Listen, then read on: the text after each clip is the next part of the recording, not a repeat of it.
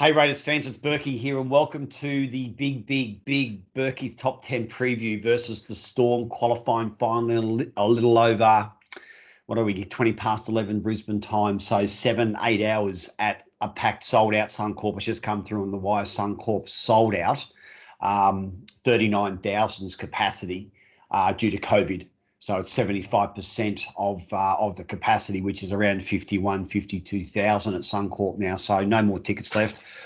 I'm going with my beautiful family. So we will be there decked out at the Caxton today about 4 p.m. So can't wait for that. Anyone who wants to catch up for beer and a chat, that's where I'll be. Keep a lookout for me and I'll keep a lookout for you guys if you want to have a pre-Raiders pre-game chat about how we're going to win this game, which we will. For some reason, I feel more confident this week than last week. I don't know why. I'm just looking through the team list here, and I just feel the Roosters, I think, had a better team, and we were able to overcome them in a fantastic match by us. Obviously, I just think there's a few areas in this Storm side that we can exploit and exploit quite well. But I'm very, very comfortable and confident with the side we've got and the game we have to match. Once again, this week in the top 10, I'm not really going to break it down into Storm and then us. I think there's a number of plots and subplots in this game.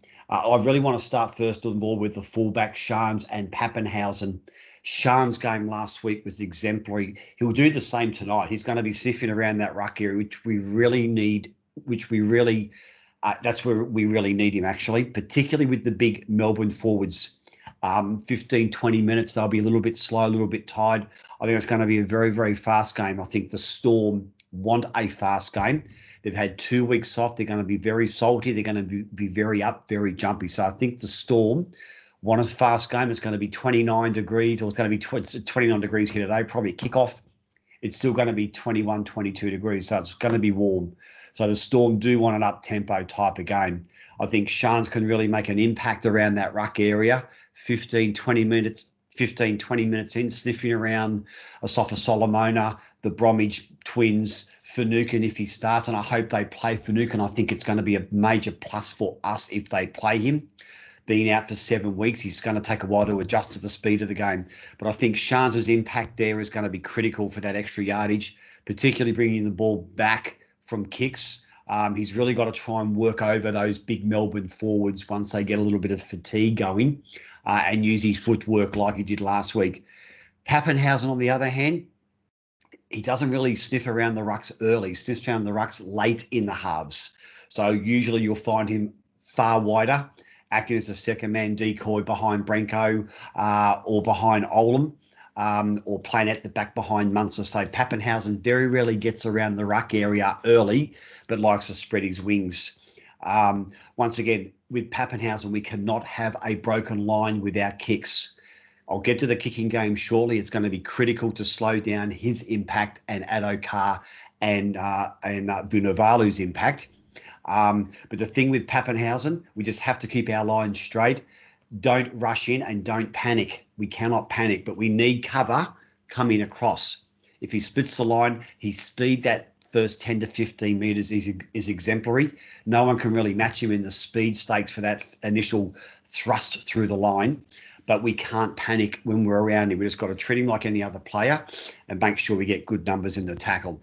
Pappenhausen, I don't think is that solid under the high ball. So I think some of Jack and George's midfield bombs, if we can unrattle his confidence early, it may really help us at the back end of the game if we can get a few errors out of him. But he's absolutely their danger player in broken field attack.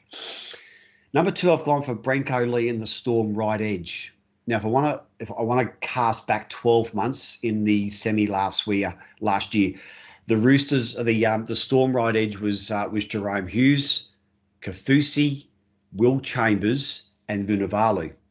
This year, it's the same. Hughes, Kaufusi, Branko Lee, and Vunivalu. In my opinion, I think Will Chambers is a better defender than Branko.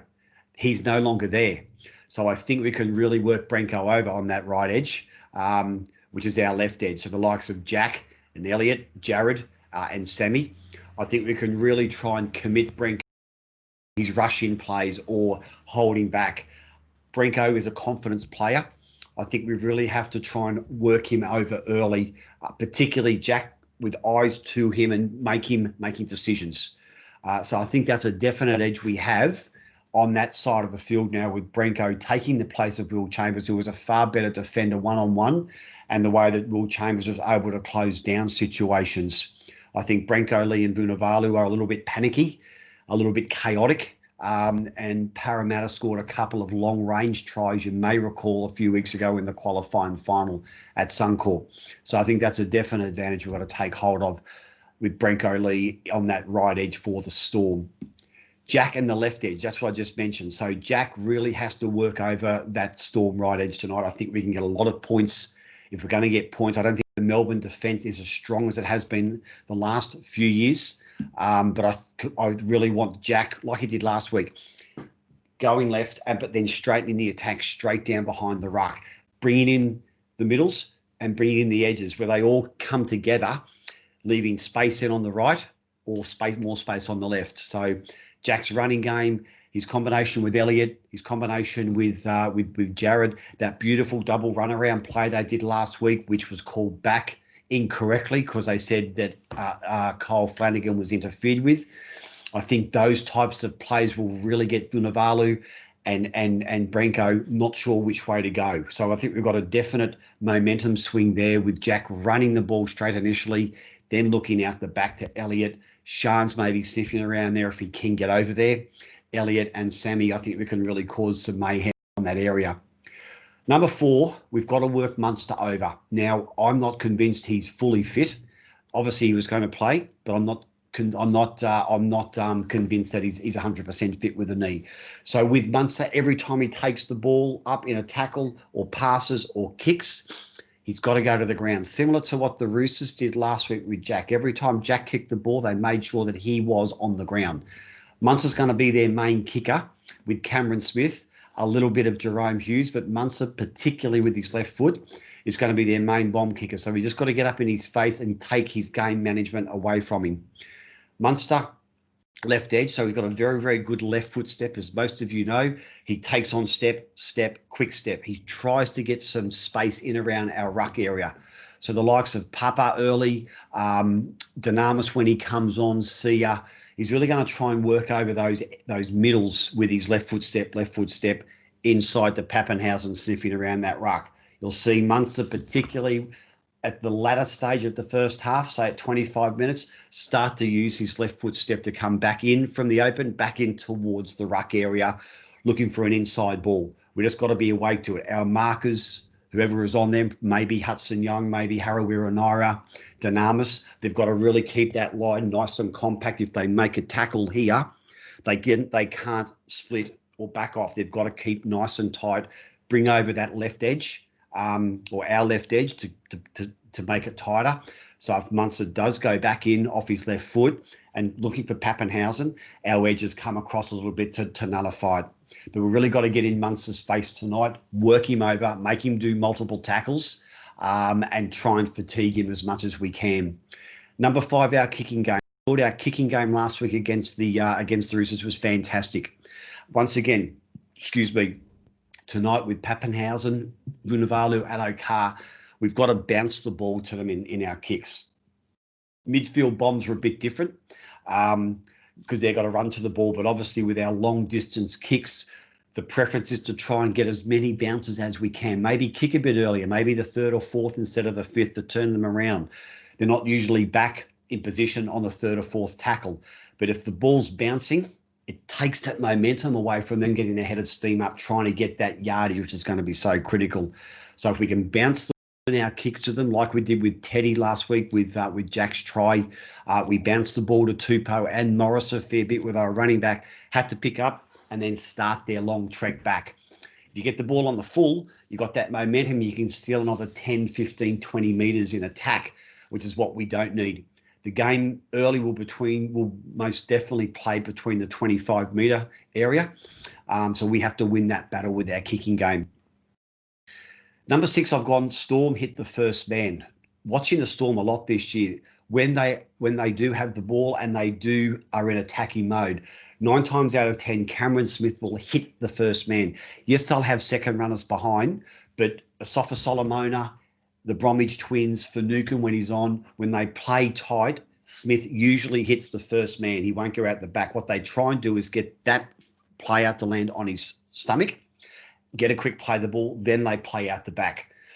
They try and get a lot of chaos around the play of the ball where players come in from all over the place. They win the ruck, and then we've got problems out the back on the left or the right. So 9 times out of 10, when Cameron Smith runs the ball from dummy half, he's going to play the first man. So he's going to hit Jesse Bromwich straight up, Asafa Solomona when he's on, Eisenhuth, Kafusi, Christian Welsh as well. He'll always go the first man, try and win the ruck, and then play out the back to spread it to the edges, because our edges have come in panicky, trying to stop the ball down.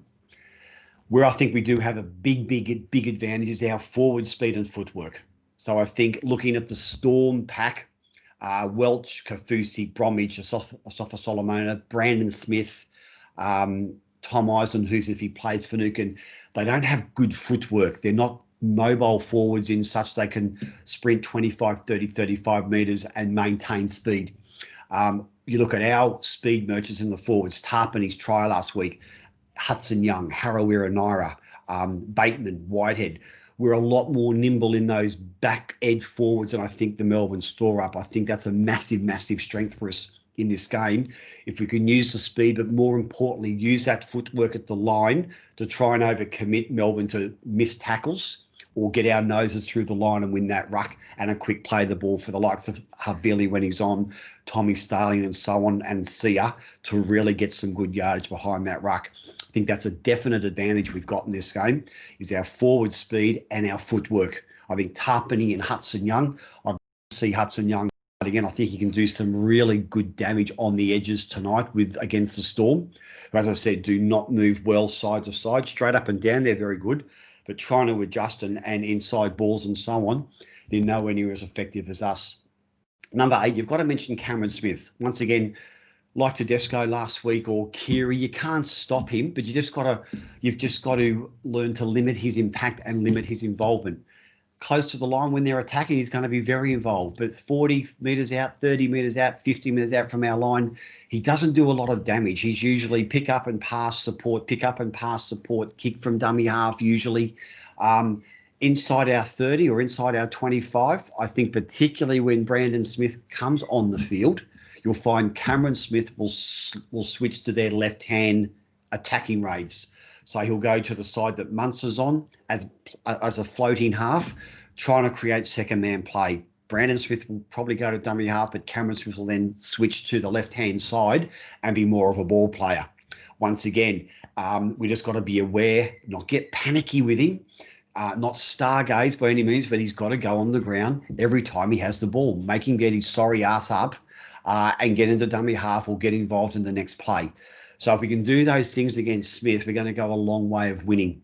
And once again, we just got to harass him. The likes of Bateman and Tarpany and Whitehead and Jack got to get in his face and harass him and make him commit in defence. We need him. We need to work him over in defence big time. With our attack, Melbourne are a great defensive side when sides are playing away from them. So with most defence, but particularly Melbourne, they adjust very well. If I'm passing from here and committing no one, they're very good at just sliding left, sliding right and back again. We need to play really deep into the lines. So what I mean by George and Jack need to take it right into Christian Welsh or right into the Bromwich twins or right into Asafa Solomona or Brandon Smith. Really make them commit. But more importantly, make their other edges commit in defence as well. Get them panicky. They don't like chaos, Melbourne. They hate chaos in attack. They're a very staid, boring side that just like sides hitting up, playing the ball and so on. But if we can get numbers in our attacking raids, 2 to the left, 2 to the right, and really play deep into the line before we pass it, I think we can cause a fair bit of chaos in their defensive line. Number 10, guys, just that word again, belief. We have worked a shitload to get here. Out of all the sides, we've had the most travel, without a shadow of a doubt. So it's just going to be belief tonight. I think with our systems and processes that we've had since COVID came back, I think we've got the team here to do it. We might get behind 12-0. We might be behind 16-0, but we have that belief that we can come back. We did it last year against them in Melbourne twice. The round 22, I think it was, down 16-0 or 18-2, whatever it was, and then to win at the death in the qualifying final. The Melbourne side hasn't changed much from that side from last year that we beat twice. So we've got that belief there that we can do it. Obviously, the likes of Papa, Sia, Tarpany, Bateman, Williams, Jack, all our really big names need to be on song. I think they will, but we just have to have that belief that we can get over the top of the storm right at the very death. So Raiders fans, that's it for the top 10. I want to see you all next week. I know that I will. I'm heading out to the game, as I said, so hopefully catch up with a few there for a nice chat, a bit of a Viking clap and a couple of beers, guys. I cannot wait to see you all there tonight. Looking forward to this game immensely, guys. As always, this is Berkey. Bleed Green, out.